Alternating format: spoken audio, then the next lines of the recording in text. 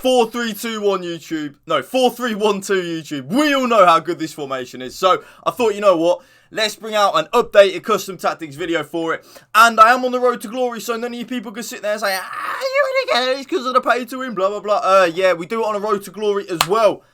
Actually, if you use your brain, you will know that. If you come and see me streaming live on Twitch, you will know that I do use that road to glory as well. So, without any further ado, let's get straight into the 4-3-1-2. Now, I absolutely love the 4-3-1-2, YouTube. I absolutely love it. But before we get started, for your cheapest and most reliable place to buy your FIFA 23 Ultimate Team coins, please do check out mmoexp.com. Link is down in the description below. Use code WOLF at a checkout for 5% off your order.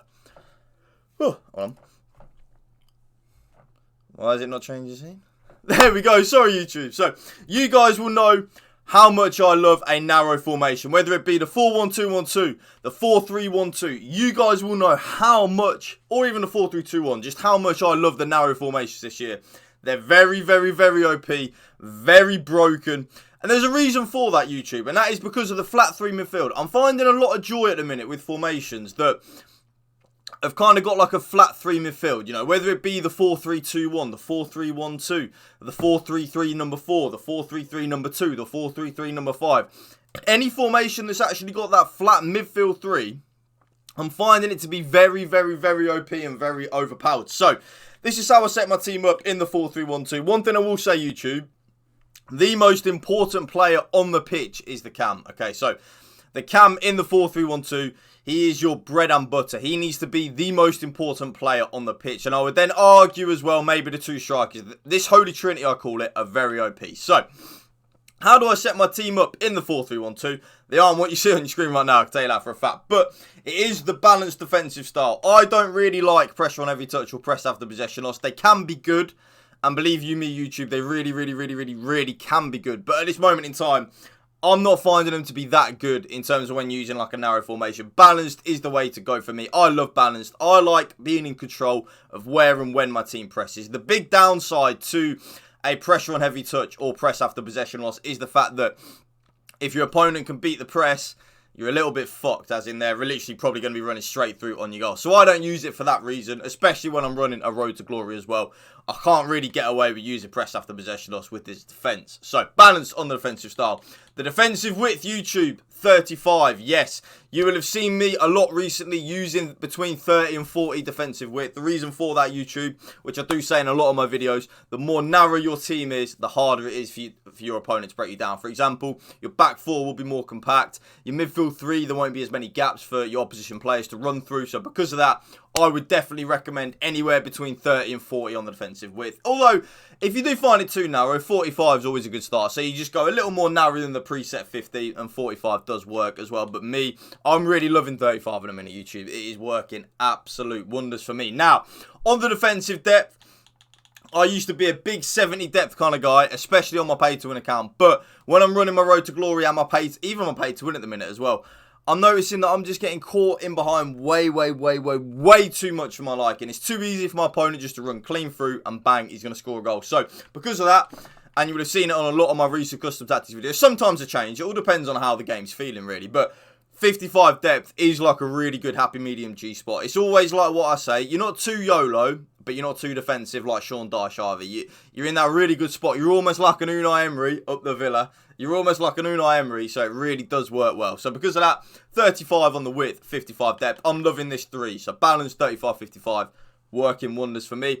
Now the build-up play, I'm not going to go too much in detail with that, YouTube. You guessed it. Balance to direct passing. I can't tell you anything else. I can't. By the way, YouTube, actually drop a comment for me down below. If you do you use anything else apart from balance to direct passing? I'm actually intrigued because I've been trying a lot of stuff out recently. A lot of stuff. I get my enjoyment out of using different formations, different custom tactics and stuff like that. But I'm just finding balance to direct passing absolutely great. It really does work wonders, man. So definitely use it, in my opinion, for you guys. So balance to direct passing. Also, if you are using anything different, let me know. Now, the width. This is where it gets a little bit interesting, YouTube. I normally change the width. In a 4-3-1-2, I actually don't. So I literally leave it on 50. So I like where my cam, my 2 strikers are. I like where my midfield 3 is set. I like it all. So because of that, I'm just leaving it on 50. It's working well for me. So, you know, if it ain't broke, don't try and fix it. No. Don't try and fix something that isn't broke. That's the saying, isn't it? What is yeah, you know what I mean. But anyway, yeah, so 50 on the depth. My absolute bread and butter, though, YouTube, is the 6 players in the box. There's no real method to that madness. I just always think the more players in the box, more likely you are to score a goal. That's just the way I look at it. More players in the box, more likely you are to score a goal. And then 2 corners and 2 free kicks. So, they're the custom tactics. That's how I set my team up. Let's get into the player instructions. Now, the player instructions are subject to change depending on your playstyle. So, basically, you can copy what I use player for player, like literally instruction for instruction, or you can use it as like a base and then tweak a couple of things here and there for your own game. If you do, let me know in the comment section down below if you do change anything as well. So, I use both my strikers on stay central, getting behind, and stay forward. I think for me, that is so important, YouTube. Okay, so stay central, getting behind, and stay forward. I can't even begin to explain to you how important I think that is, especially the stay central. I think stay central this year, I never really used it up until this year, by the way, stay central. Like, I literally never used it. But I think at the minute, stay central is so key, YouTube. Yeah, I really do. It just helps my strikers stay in between the width of the post.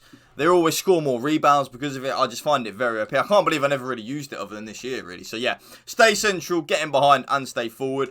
This is where, YouTube, you need to use a bit of your own initiative, okay? So, I have my cam just on stay forward. That is it. Literally just on stay forward. But I know some of you people might struggle defensively. And if you do, put that cam on comeback on defense. Basically, it will defend in a 4-4-2. Okay, so if you want to defend in a 4-4-2, put your cam on comeback on defense and it will do that. I actually don't want that in a 4-3-1-2. I want my cam to be up there in the pit, staying in that cam role, floating around. So I have him on stay forward like so. The middle centre mid, stay back while attacking and cover centre needed. You can't have any of your centre mids not on stay back. This formation just won't work. So the middle centre mid, stay back while attacking and cover centre. Now, I use both of my left centre mid and my right centre mid on completely default settings, apart from put them on cover centre as well. But, and there is a but, if you do struggle to create in the 4-3-1-2, maybe put one of them on getting to the box for cross. So, for example, I'd probably go Alawarian on getting to the box for cross on my road to glory.